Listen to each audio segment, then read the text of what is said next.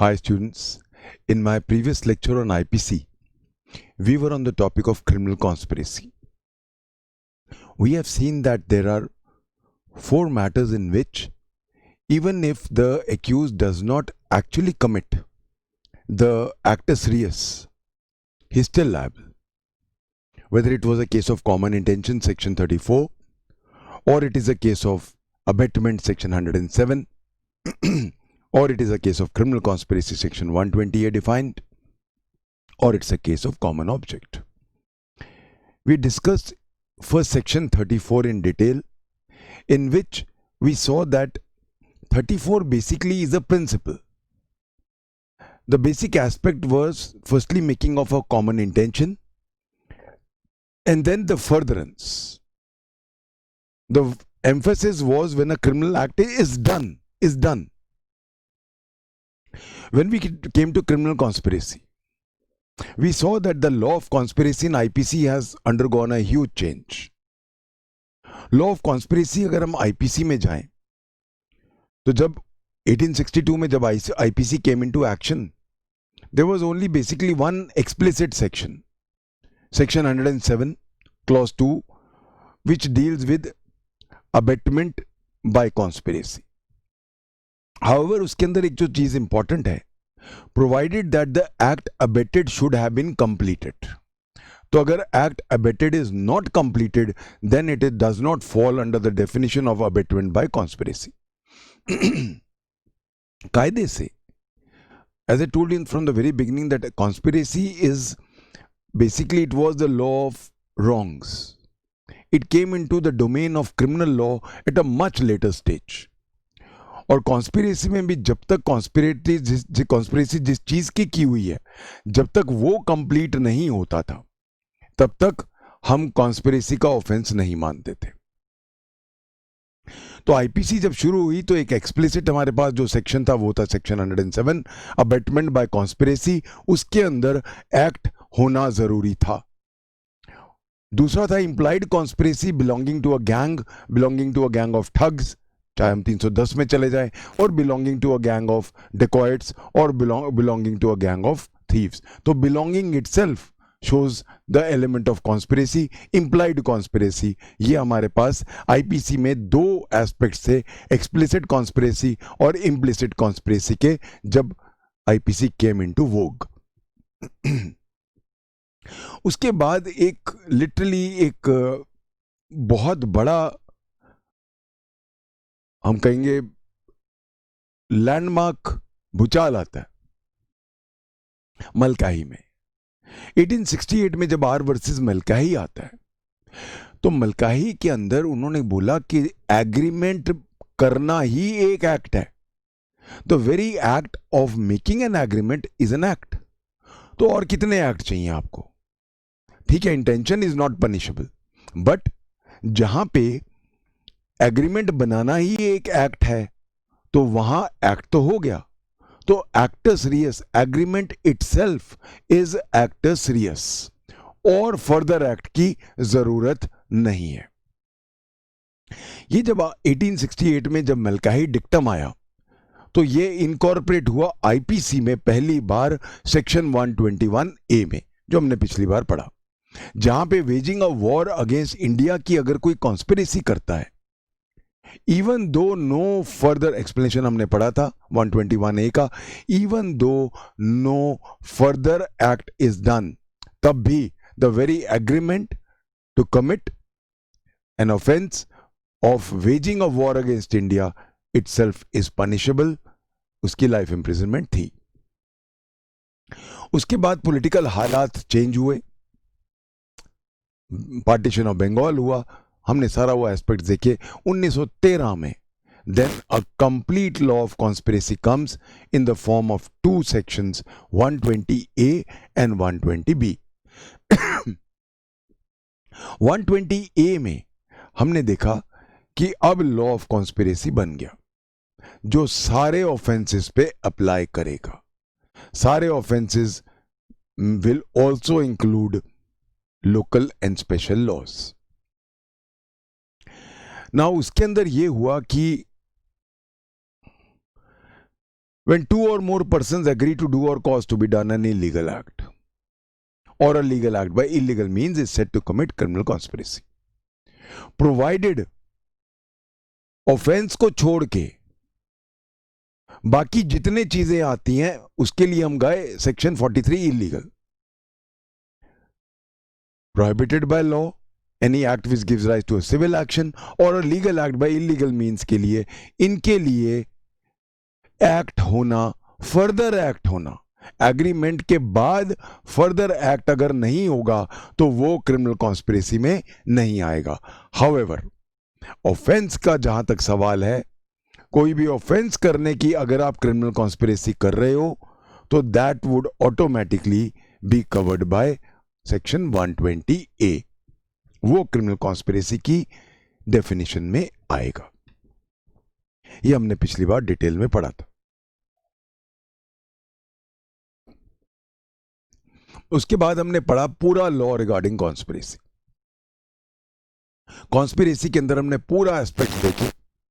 The wheel of conspiracy मैंने आपको पढ़ा, एक गंदा सा डायग्राम ड्रॉ किया था मैंने. And we saw that so many aspects. Since I've already dealt with it in detail, I don't think I should waste time on that. Please refer to my previous lecture. उसके अंदर सारे aspects को conspirators के, whether it is necessary to know each other, whether he should have been there right from the inception, so many aspects we saw in my previous lecture. After we understood the entire law of conspiracy, we came to the punishment of conspiracy. Then we came to section 120B. 120B can be divided into two parts. The first part was where the act abetted, the offense abetted, was punishable with death, life, rigorous imprisonment of 2 years, or any imprisonment above 2 years. उस conspiracy की punishment वही है जो abetment की है. Abetment की punishment very करती है, एक्ट हुआ या नहीं हुआ वगैरह वगैरह, वो सारी चीजें.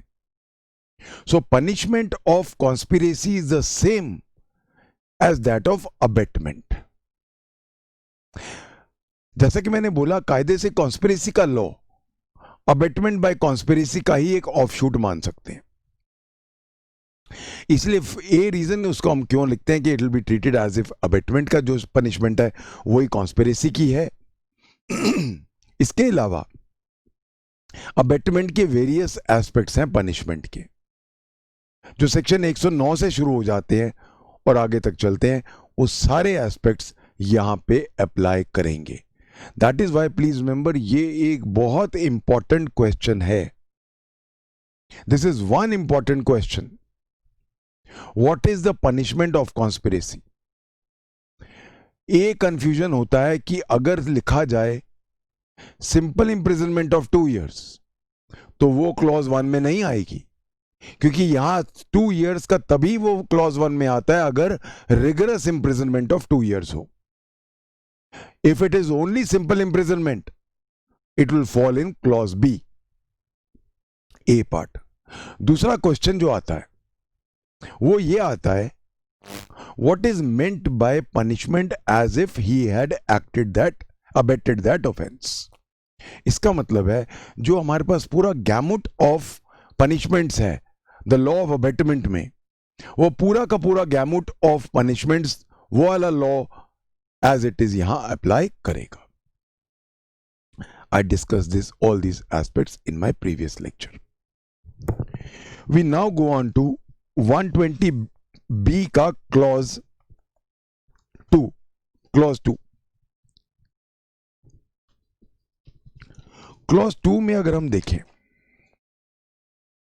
whoever is a party to a criminal conspiracy other than a criminal conspiracy to commit an offense punishable as aforesaid. यानी कि अब अगर क्रिमिनल ऑफेंस कोई ऐसा है जिसकी हमने कॉन्स्पिरेसी की है और उसकी पनिशमेंट ए 2 साल है सिंपल इंप्रिजनमेंट या उससे कम। तो 2 साल सिंपल इंप्रिजनमेंट या उससे कम पनिशमेंट है अगर जिस ऑफेंस की हमने कॉन्स्पिरेसी की है। कौन सा एग्जांपल ले सकते हैं? हर्ट का, सिंपल हर्ट।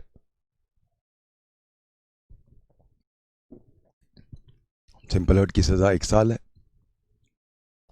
हमने कॉन्स्पिरेसी की, चलो उसको चांटे मार के आते हैं। उससे पहले वो पुलिस के पास भाग गया, हम नहीं मार पाए। Is that punishable? Let's see this, let's go to this. Whoever is a party to a criminal conspiracy other than a criminal conspiracy to commit an offense punishable as aforesaid means as in clause 1 shall be punished। यहां shall be punished है, may भी नहीं है। Please remember, कहीं भी may भी नहीं लिखा है। मे बी का मतलब है जुडिशियल डिस्क्रिशन है कि मैं दूं या ना दूं। क्या है, चांटा मारने की कॉन्स्पिरेसी तो की थी, इतनी छोटी सी बात पे क्या इनको पनिश करना है, जाओ जाओ आगे से मत करना। नहीं, such judicial discretions are not allowed. Shall, that is why shall, हर जगह शैल बी पनिश लिखा है आईपीसी में। तो शैल बी पनिश्ड, तो इवन छोटे से छोटा ऑफेंस उसकी कॉन्स्पिरेसी कर रहे हो वो पनिशेबल है। कितनी पनिशमेंट है? will be punished with an imprisonment of an either description। see, imprisonment for either description का मतलब होता है simple imprisonment और rigorous imprisonment। जहां भी आईपीसी में ये वर्ड आता है either punishment, either description, तो imprisonment of either description का मतलब होता है simple या rigorous, whichever। so shall be punished with an imprisonment of either description for a term not exceeding 6 months or fine or both।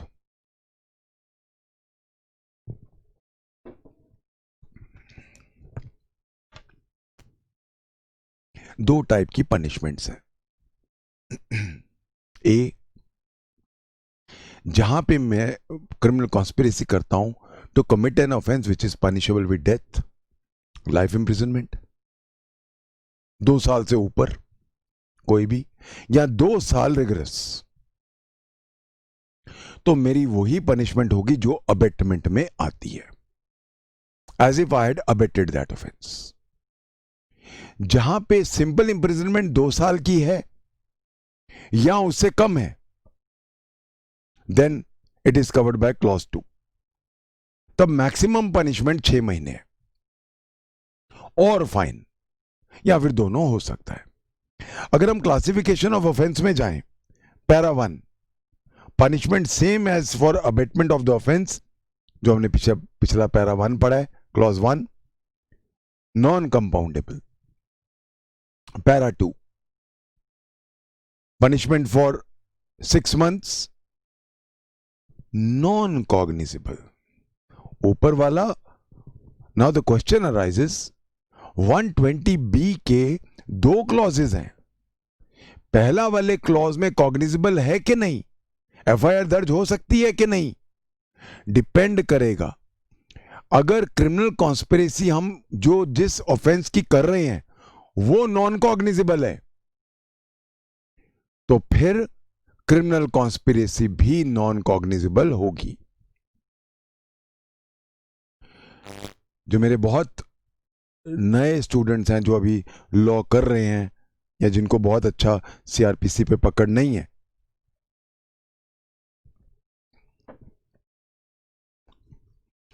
Non cognizable का मतलब होता है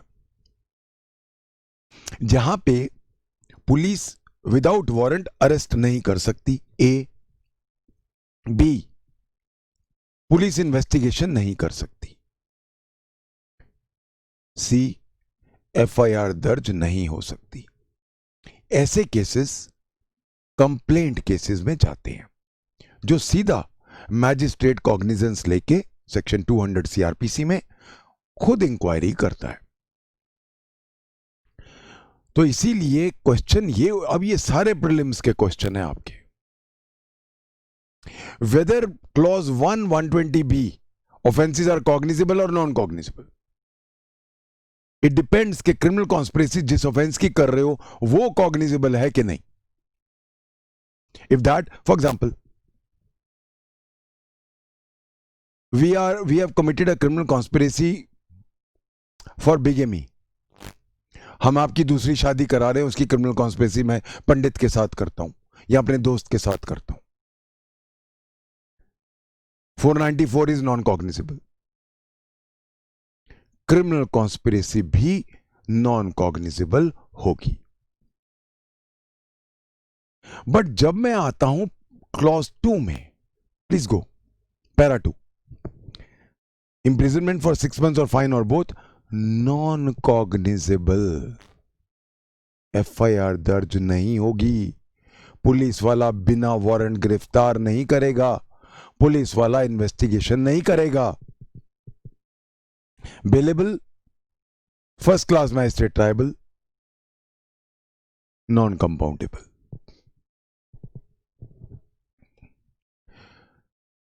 ये क्वेश्चन प्रीलिम्स का है। क्लॉज 2 की कॉन्स्पिरेसी नॉन कॉग्निजेबल है और बेलेबल है, नॉन कंपाउंडेबल है but it is bailable. Para 1 में, क्लॉज 1 में डिपेंड करेगा कि किस ऑफेंस की आप क्रिमिनल कॉन्स्पिरेसी कर रहे हो। If you have committed criminal conspiracy of an offense which is non-bailable, criminal conspiracy is also non-bailable. If you have committed a criminal conspiracy of an offense which is cognizable, this is also cognizable. इसीलिए para 1 और para 2 में बहुत फर्क है। अच्छी तरह ध्यान से पढ़ना।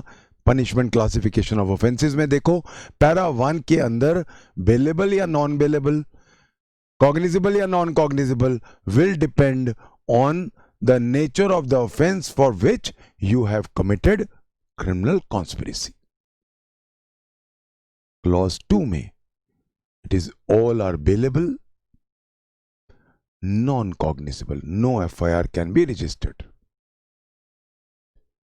That means अगर आपने चांटा मारने के लिए आपने प्लान बनाया था चांटा मारने का और आपको पुलिस ने पहले पकड़ लिया, पुलिस गिरफ्तार नहीं कर सकती, नॉन कॉग्निजेबल है। तो अगर मुझे सपोज पता चल गया आपने कॉन्स्पिरेसी बनाई थी मुझे पीटने की, तो मैं कहां जाऊंगा? सीधा कोर्ट में सेक्शन 200 में कंप्लेंट डालूंगा।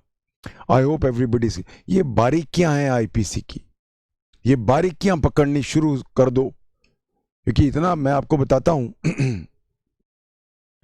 जिसको आईपीसी पढ़नी आ गई वो कोई भी लॉ पढ़ सकता है।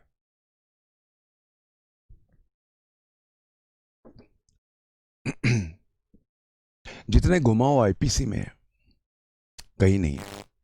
मैं सारे लॉ पढ़ाता हूं, प्रोसीजरल लॉ सीधे सीधे होते हैं, सबसे सीधा सीपीसी, थोड़े घुमाओ सीआरपीसी, जलेबी की तरह घुमाओ IPC. Let's go it. Now एक चीज यहां और बतानी जरूरी है।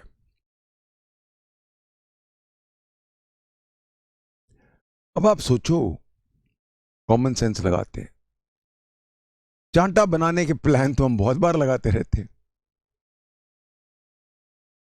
4 लेडीज मिल गई, उन्होंने कहा, वो मुझे ऐसे घूर रहा था, चल सबक सिखा के आते हैं, सैंडल उतार। किसी ने सुन लिया, केस डाल दिया। कोर्ट तो भरा रहेगा ऐसे केसेस से, छोटे छोटे केसेस हैं, 2 साल से भी कम पनिशमेंट है। रॉन्गफुल रेस्ट्रेंट, छोटा सी पनिशमेंट है। क्या करोगे आप? कल को जज बनने वाले हो आप सब, पता चला आपकी रोज कॉज लिस्ट यही बन रही है। आज क्या है रीडर साहब, आज मेरे कौन से केसेस हैं सर? 25 केस है conspiracy to to to cause simple hurt. इस चीज को समझते हुए सीआरपीसी ने इसका समाधान निकाला है। सीआरपीसी ने क्लॉज 2 पे एक प्रोसीजरल एम्बार्गो लगा दिया है, एक प्रोसीजरल ब्लॉक लगा दिया है, एक प्रोसीजरल रेस्ट्रेंट लगा दिया है। क्या 196 क्लॉज 2 ऑफ सीआरपीसी सेज कोई भी कोर्ट कॉग्निजेंस नहीं लेगी क्लॉज 2 का। तो कोई भी अगर जो क्रिमिनल, अब क्रिमिनल कंप्लेंट ही पढ़ सकती क्योंकि नॉन कॉग्निजेबल केस है, तो कोई भी कोर्ट इसका कॉग्निजेंस नहीं लेगी जब तक गवर्नमेंट का सैंक्शन या डीएम का सैंक्शन नहीं है। सो जब तक स्टेट गवर्नमेंट या डिस्ट्रिक्ट मजिस्ट्रेट अलाउ नहीं करता, सैंक्शन नहीं देता, कोर्ट कॉग्निजेंस नहीं लेगा। खत्म कहानी। बहुत बड़ा ये एक सेक्शन 196 क्लॉज 2 ने बहुत बड़ी राहत दे दी है आप लोगों को। जब जज बनोगे ब्लेस करोगे 196 क्लॉज 2 को। अगर वो ना होता, हर ऐरा गहरा नथु गहरा पहुंच जाता। सर मेरा नजरा नोट करना, ये लोग ऐसे मुझों को उताव दे रहे थे, कॉन्स्पिरेसी बना रहे थे मुझे पीटने की। सर करो ट्राई, कितनी वाइल्ड गूज चेज हो जाती। सो इसीलिए क्लॉज 2 पे हमारा 196 क्लॉज 2 सीआरपीसी एक रेस्ट्रेंट डालता है कि no trial can take place under clause 2 unless there is a sanction of the state government or the district magistrate as the case may be. I hope now everybody is clear on this. एक चीज और, suppose conspiracy India से बाहर हुई,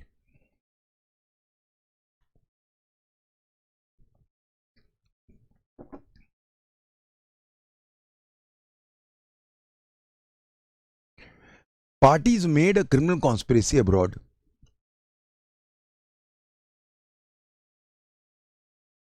तब भी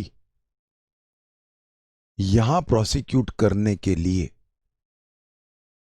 central government का sanction चाहिए. So please remember, criminal conspiracies, if they are hatched outside India, which of course should culminate in India, क्योंकि अगर क्रिमिनल कॉन्स्पिरेसी आप कर रहे हो जो ऐसा ऑफेंस जो इंडिया में का कोई असर नहीं होने वाला है, तो फिर तो सेक्शन 3 में नहीं आता आईपीसी के.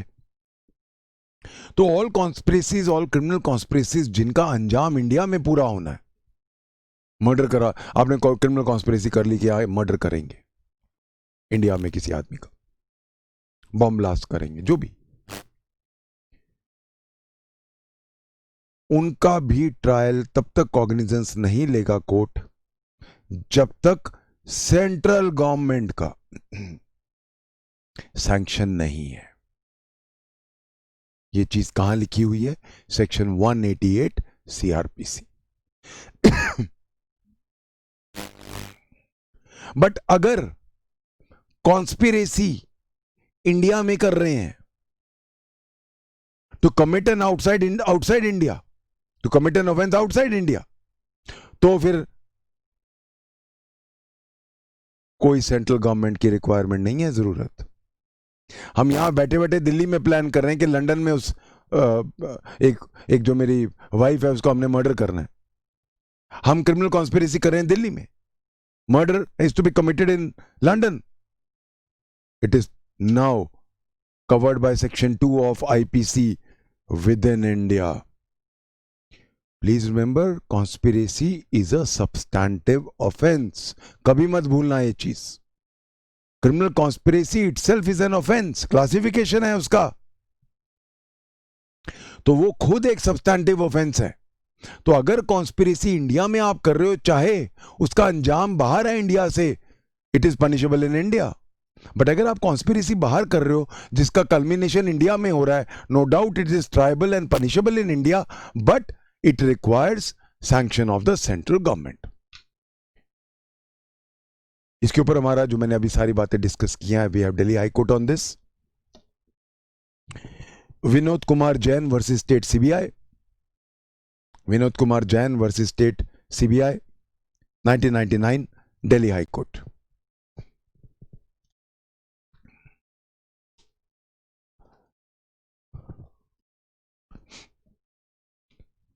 We finished the law of conspiracy. I hope everybody is absolutely clear on the nitty-gritties of this rather complex law. I hope everybody is clear. अब हम चलते हैं थर्ड लॉ पे। पहले हमने डिस्कस किया 34, फिर हमने डिस्कस किया क्रिमिनल कॉन्स्पिरेसी। अब हम डिस्कस करेंगे abetment, the law of abetment. Let's go on to this.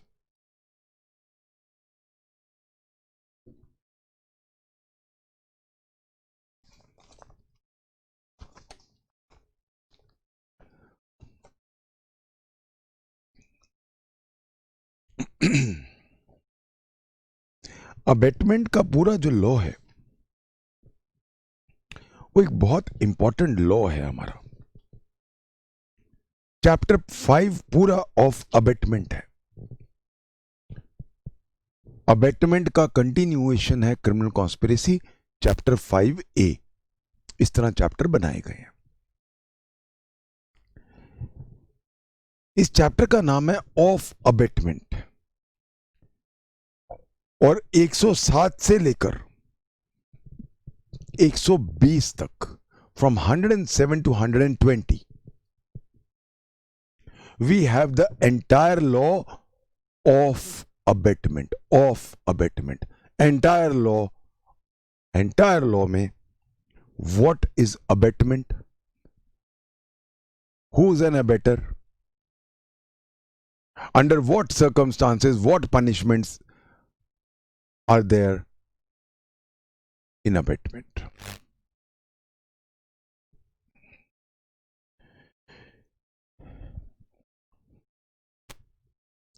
Abetment अगर हम देखें, एंशिएंट लॉ है।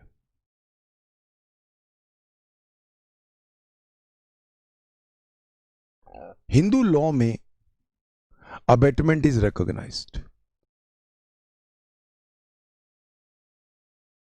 हिंदू लॉ, हमारे शास्त्र कहते हैं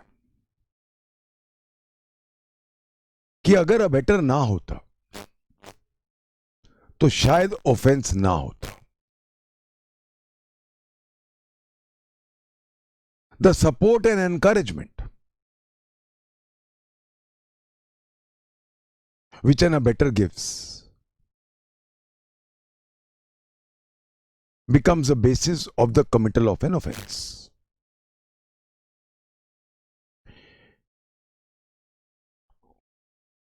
अबेटर बहुत तरह के हो सकते हैं। हिंदू लॉ में 6 टाइप के अबेटर बताए गए हैं। As a general rule, Hindu law में ओनली हाफ पनिशमेंट,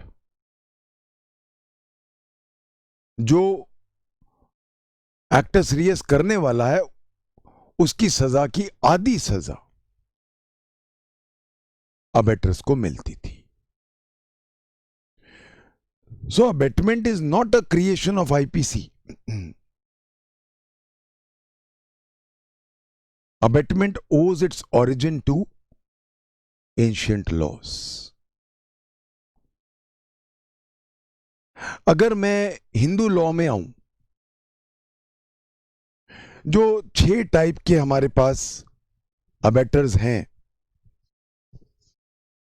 उनमें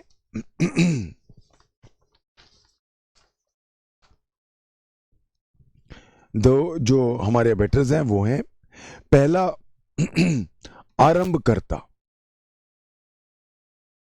आरंभकर्ता who sets the ball rolling, जिसकी वजह से शुरू होता है। तो आरंभकर्ता जिसकी वजह से शुरुआत होती है।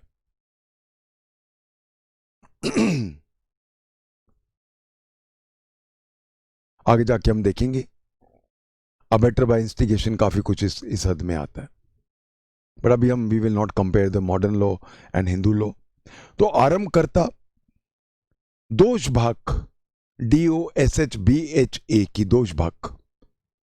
दोष भाग का मतलब होता है पार्टिसिपेटर, जो आपके साथ पार्टिसिपेट करता है।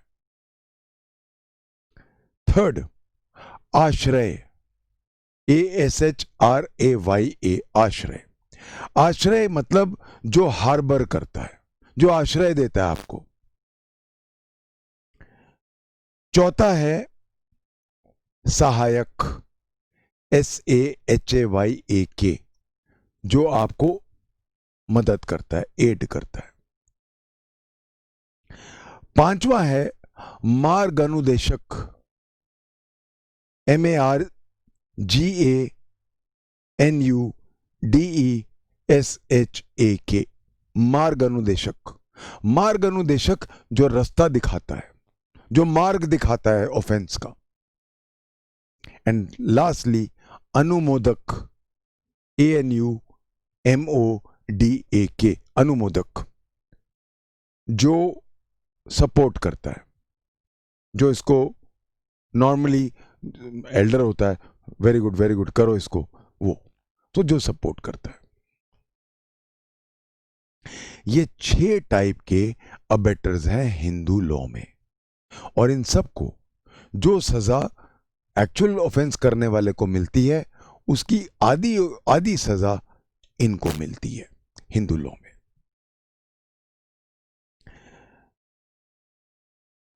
हिंदू लॉ में एक चीज और थी, जो असासिन्स को हायर करता है,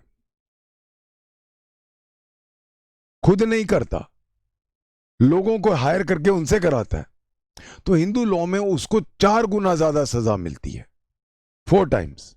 ये कुछ हमारे हिंदू लॉ के एस्पेक्ट्स हैं। Whether we go to Manusmriti के आगे हम जब आते हैं, बहुत सारे शास्त्रों में ये चीजें निकलती हैं।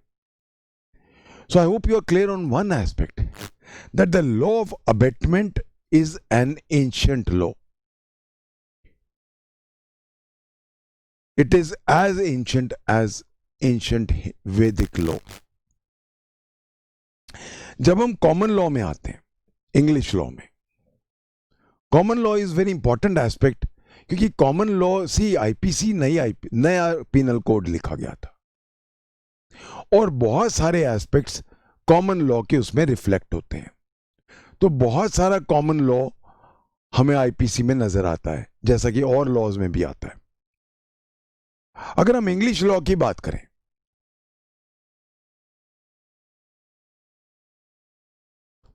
हम एक्यूज को 2 पार्ट्स में डिवाइड कर सकते हैं, प्रिंसिपल एंड असेसरी। प्रिंसिपल भी 2 पार्ट्स में फर्स्ट डिवाइड होता है, principal of the first degree and principal of the second degree. Principal कौन होता है? जो एक्ट सीरियस कर रहा है, जो मौके पे है, जो एक्चुअल ऑफेंस कर रहा है, principal. Principal of the first degree कौन है? अगर मर्डर का केस करें, जो एक्चुअल गोली मार रहा है। Principal of the second degree कौन है? जैसा हमने पढ़ा था बरिंदर कुमार घोष में, नजर रख रहा था, मर्डर नहीं कर रहा था, गोली वो नहीं चला रहा था, नजर रख रहा था। तो 2 टाइप के प्रिंसिपल्स कॉमन लॉ रिकॉग्नाइज करता है, principal of the first degree, principal of the second degree. Accessories भी 2 तरह के हैं कॉमन लॉ में। Accessory before the fact, accessory after the fact. Accessory before the fact, before the offence took place, उसके पहले कौन? मददगार। इंडियन लॉ में हम उसको अबेटर कहते हैं. So who is an abettor? Accessory. Accessory कौन होता है? Accessory basically word English law का है. नॉर्मल वर्ड्स में हम इसको अकम्प्लिस कहते हैं. तो accessory before the fact abettor,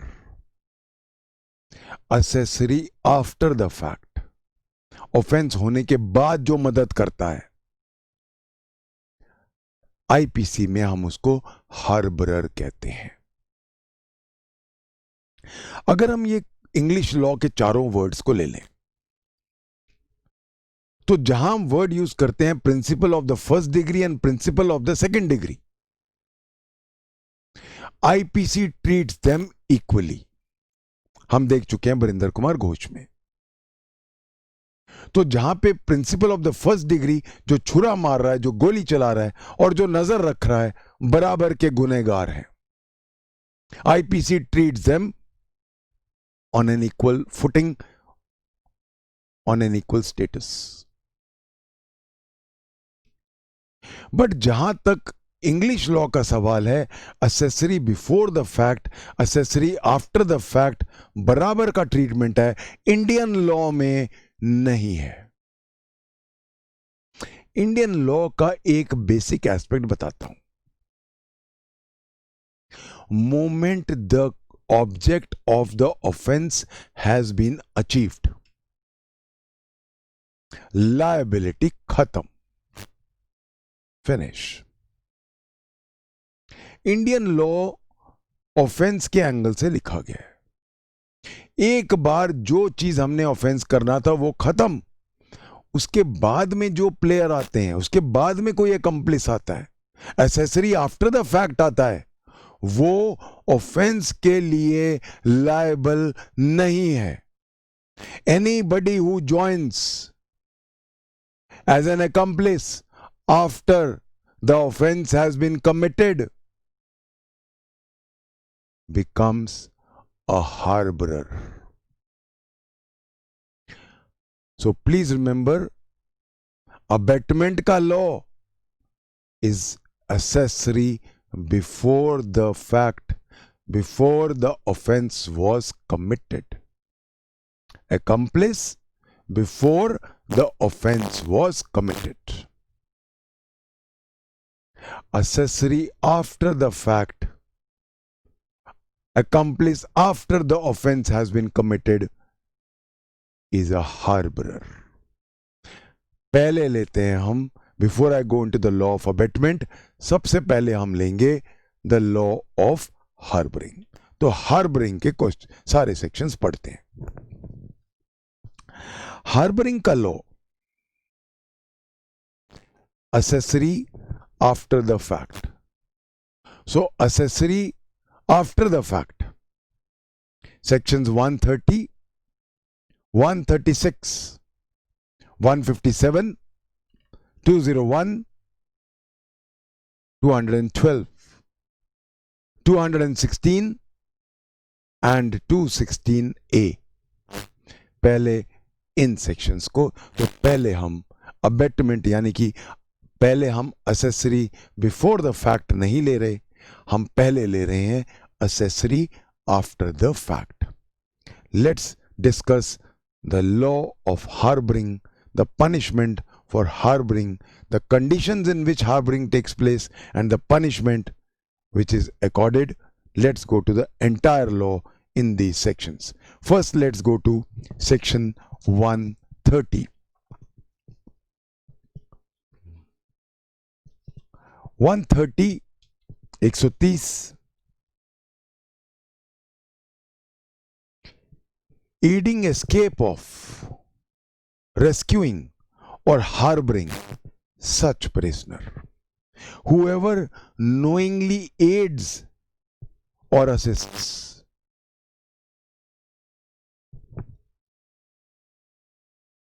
whoever knowingly, जानबूझ के, जानते हुए, गलती से मैंने कर दिया, वो ऑफेंस नहीं है. तो नोइंगली का मतलब है मुझे मालूम है, आई नो इट। एक प्रिजनर है जो जिसकी हम बात कर रहे हैं, प्रिजनर ऑफ वॉर है, स्टेट प्रिजनर है, वो भाग गया जेल से। मैं अपनी गाड़ी जा रहा हूं, वो जान के जमीन पे गिर जाता है, सड़क पे ऐसे गिर जाता है जैसे अधमरा है। मैं निकलता हूं, मैं तो क्या हो गया सर, मुझे लगता है दिल का दौरा पड़ गया। मैं उसको आउट ऑफ कंपैशन उसको उठा के हॉस्पिटल ले जाता हूं या उसको लिफ्ट दे देता हूं। नोइंगली नहीं है। तो पहला एस्पेक्ट क्या है, अगर आप मेरे को 130 से चार्ज कर रहे हो तो पहले चीज मैं क्या प्रूव करूंगा, सर नोइंगली नहीं था। नोइंगली एड्स और assists. See this is the brilliance of Macaulay. दो वर्ड यूज कर रहा है। When I use the word aid, देखा जाए तो दोनों एक जैसे हैं पर फर्क है। Adding always implies active adding, active participation, कुछ मेरा बहुत बड़ा रोल है। असिस्ट के अंदर मैं बाकी लोगों के थोड़ा बहुत मदद करता हूं। मैं जेलर हूं, मैंने जब वो भागा मैंने अलार्म टाइम पे नहीं बजाया। No doubt it almost borders on aids, but aiding is a far more active participation than assisting. That is why aids और असिस्ट्स दोनों चीजें। So whoever knowingly, the main mens rea is knowingly. अगर knowingly नहीं है तो कोई offence नहीं है। हुएवर नोइंगली एड्स और assists any state prisoner. State prisoner कौन होता है? Who has waged a war against India? Who has committed an offense against India? Bomb blast, Kasab जो फांसी होगी जिसको, ये सब स्टेट प्रिजनर्स। सो स्टेट प्रिजनर्स वो होते हैं who have committed an offense not against an individual but against a state. So any state prisoner or prisoner of war, या फिर लड़ाई हो गई, उसके बाद हमने पकड़ लिए, उनके पकड़ने में किसी ने मदद कर दी, जान की मदद कर दी भागने में। Whoever knowingly aids or assists any state prisoner or prisoner of war in escaping from lawful custody.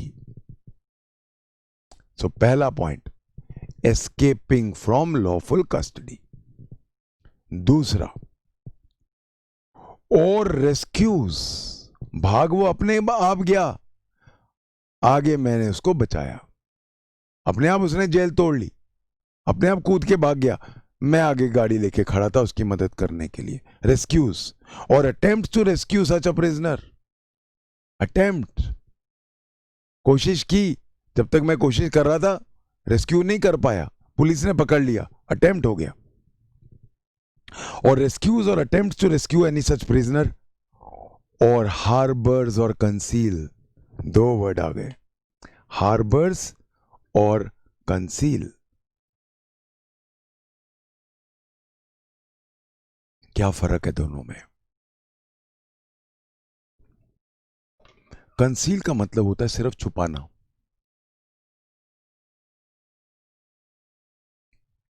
पहला था मैंने आपको खुद भगाया, दूसरा मैंने आपको रेस्क्यू किया, तीसरा आप मेरे घर आ गए, मैं अपने घर में नहीं छुपाया, मेरा एक गोडाउन है, उस गोडाउन में मैंने आपको लॉक करके ताला मार के आ गया, कंसील किया है। आप मेरे घर आ गए, मैंने अपने घर के तहखाने में आपको बिठाया, आपको खाना दिया, आपको मैंने आपको चोटें लग गई थी, पुलिस ने आपको मार रही भाग रही थी तो आपको चोटें आई हैं, वो चोटों के आपकी मरहम पट्टी की, खाना दिया, आपको कपड़े दिए, सोने को बिस्तर दिया। हार्बर्स, तो हार्बरिंग इज अ जीनस, उसका एक पार्ट स्पीशी है कंसीलिंग, दोनों कवर्ड है। तो हार्बर्स और conceals any such prisoner who has escaped from lawful custody or offers, और अगला, offers or attempts to offer resistance to the recapture of such prisoner, या फिर वो मेरे घर आ गया, छुप गया, पुलिस आ गई, पुलिस के ऊपर हमने फायरिंग किया या पत्थर मारे, रेजिस्टेंस किया, वो भी कवर्ड है. सो इफ यू नोटिस कितनी सारी चीजें होंगी. इफ यू नोइंगली एड और असिस्ट ए इन एस्केपिंग, बी रेस्क्यूइंग, सी हार्बरिंग और concealing, fourth offering resistance to recapture. Life imprisonment shall be punished with life imprisonment or imprisonment of either description for a term which may extend to 10 years and fine. See, जहां हम लिखते हैं and may extend life imprisonment and which may extend to 10 years, जहां भी हम लिखते हैं it may extend to 10 years, it gives judicial discretion.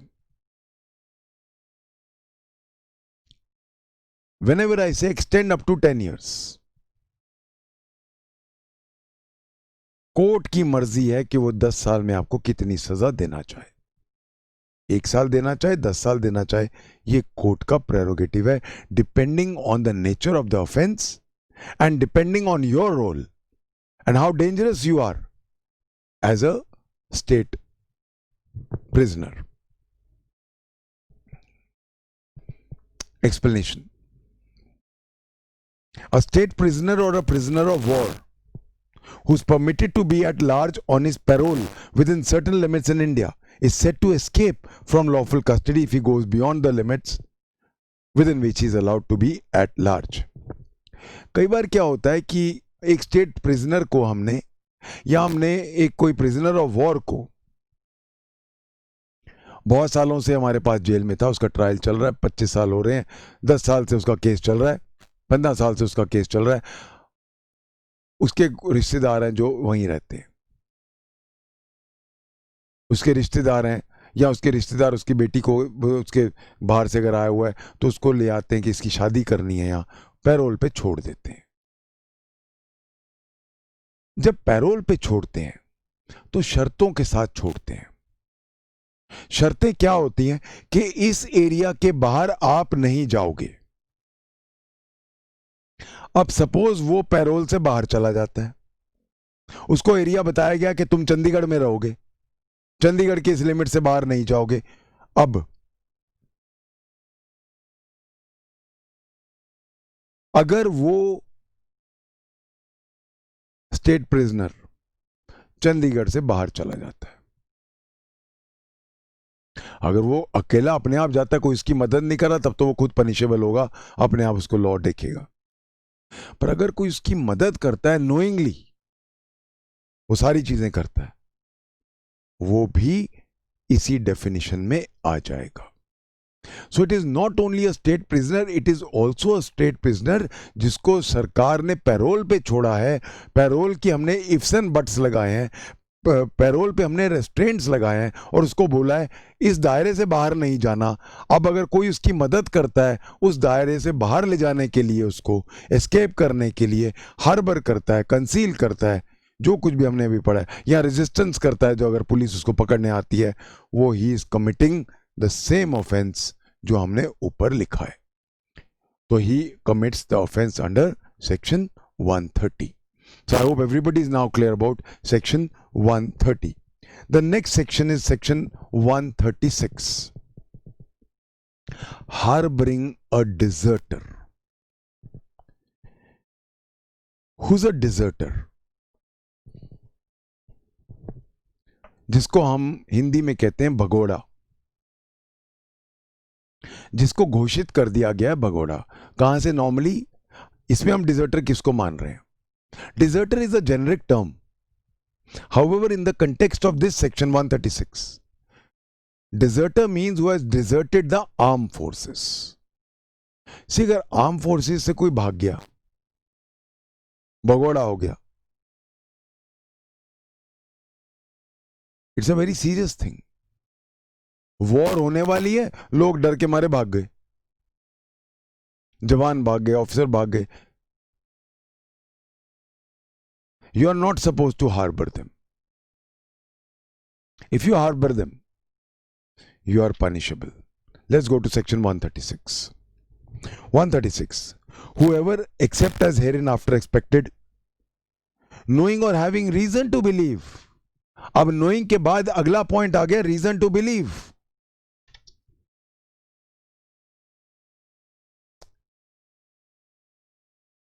Knowledge कैसे पता होगी हमें? हमें क्या पता कि चाइना फ्रंट से जो भागा हुआ है वो भागा हुआ है कि नहीं? नॉलेज बड़ा मुश्किल है, बट रीजन टू बिलीव तो है। वॉर होने वाली है,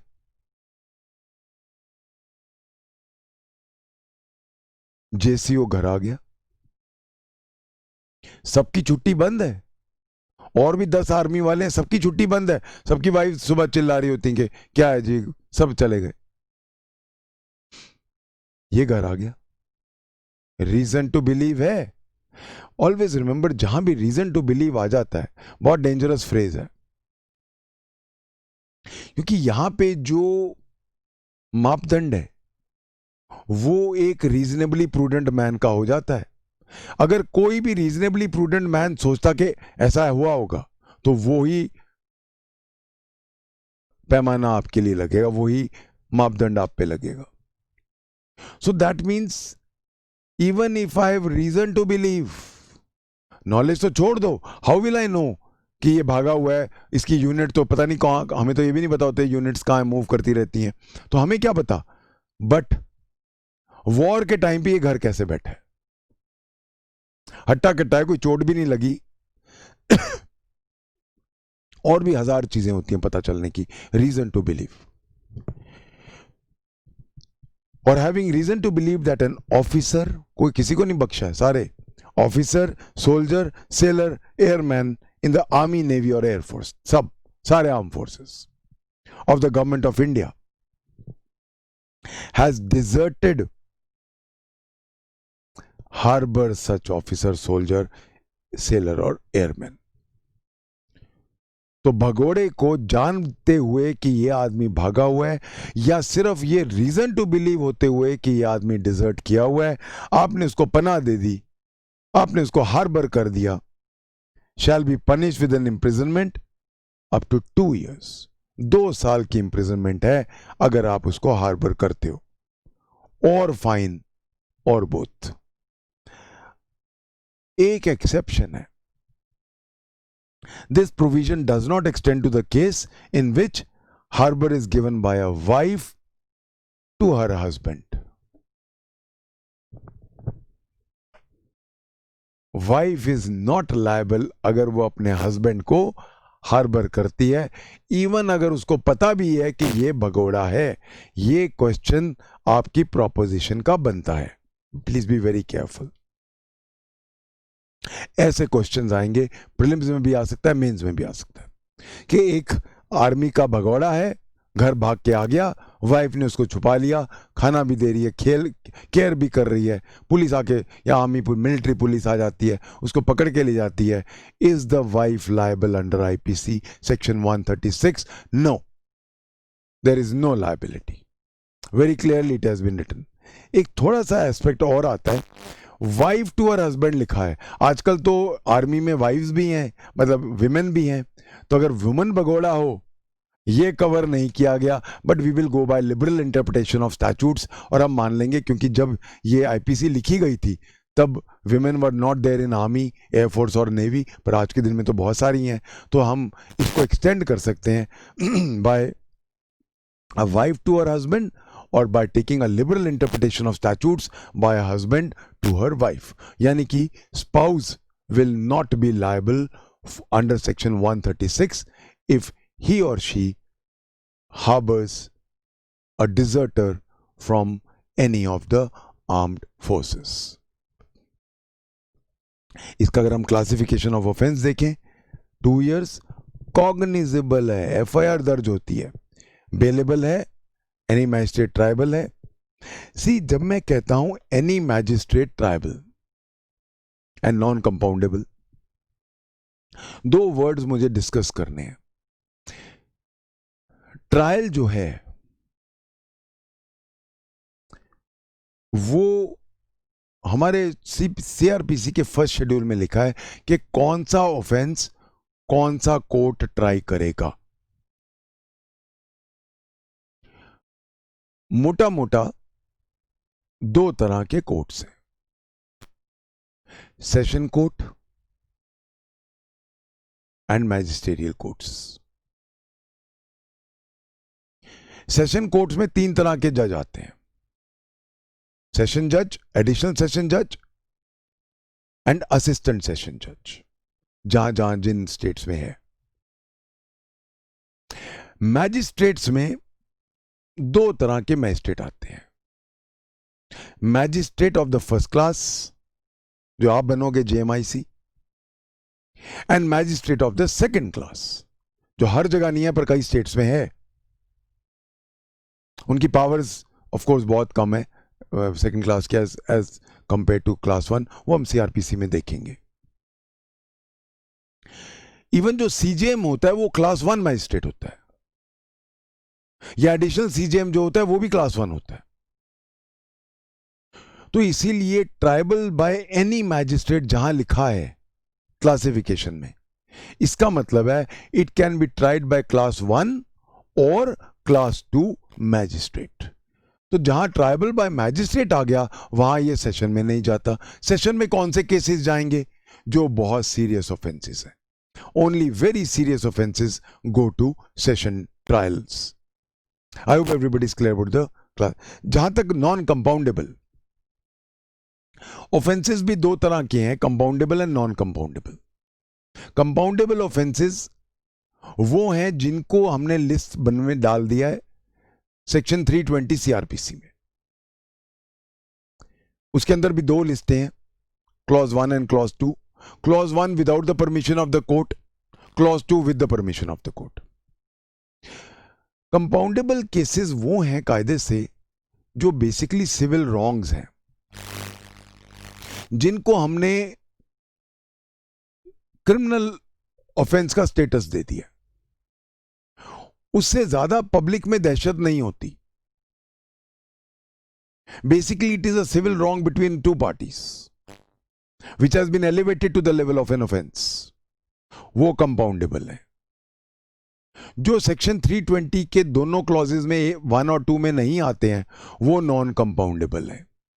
कंपाउंडेबल का मतलब क्या होता है? आपस में कॉम्प्रोमाइज करके खत्म कर सकते हैं। तो क्लॉज 1 में अगर हम जाएंगे 320 के, तो वो हम कॉम्प्रोमाइज आउट ऑफ कोर्ट भी कर सकते हैं, बस कोर्ट को इन्फॉर्म करना है। और दूसरे मैटर्स जो होते हैं वो कोर्ट की परमिशन से ही कंपाउंड होते हैं, नहीं तो नहीं होते हैं। आई hope everybody is clear about section 136, harbouring a deserter. The next section is section 157. 157, whoever harbors, receives or assembles in any house or premises, in his occupation or charge or under his control, any persons knowing that such persons have been hired, engaged or employed or are about to be hired, engaged or employed to join or become members of an unlawful assembly shall be punished with 6 months or fine or both. Unlawful assembly बन गई। What is an unlawful assembly? Defined in section 141 IPC.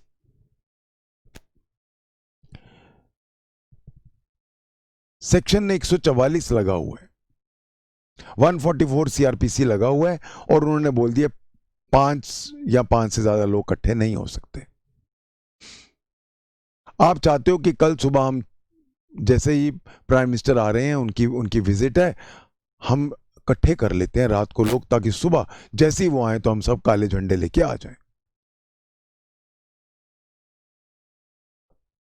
Now anybody who harbours, receives और assembles, तीनों, उनको harbour करता है, उनका ख्याल रखता है, खाना देता है, सोने की जगह देता है, वगैरह वगैरह, या उनको रिसीव करता है, उतरवाता है उनको कि चलो यहां आ जाओ, और assembles, यहां आ जाओ, मेरे घर में इकट्ठे हो जाओ सारे, assembles in any house, any, not necessarily my house, any house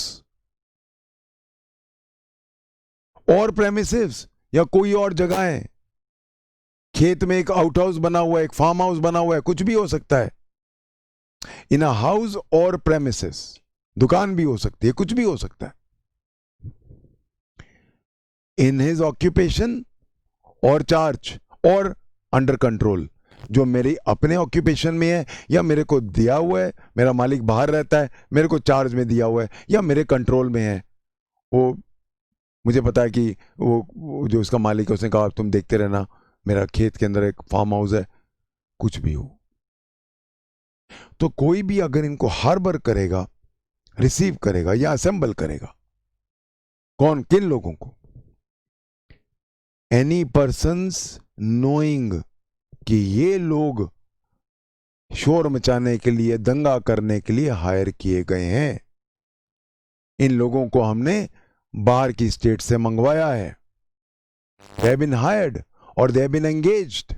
higher के अंदर पैसे मिलते हैं, एंगेज के अंदर अपने आप ही आ जाते हैं, और एम्प्लॉयड, तीनों, चाहे पैसे दिए चाहे अपने आप आ गए या किसी ने उनको एम्प्लॉय करके भेजा, व्हाटएवर। सो हायर्ड, एंगेज और एम्प्लॉयड, और आर अबाउट, या फिर उनको अब हायर करने वाले हैं। हम पहले इकट्ठे कर लो, फिर कल इनको बोलेंगे क्या तुमने करना है, कल तुमने पत्थर मारने हैं। और about to be hired, engaged और एम्प्लॉयड टू ज्वाइन और become members of unlawful assembly.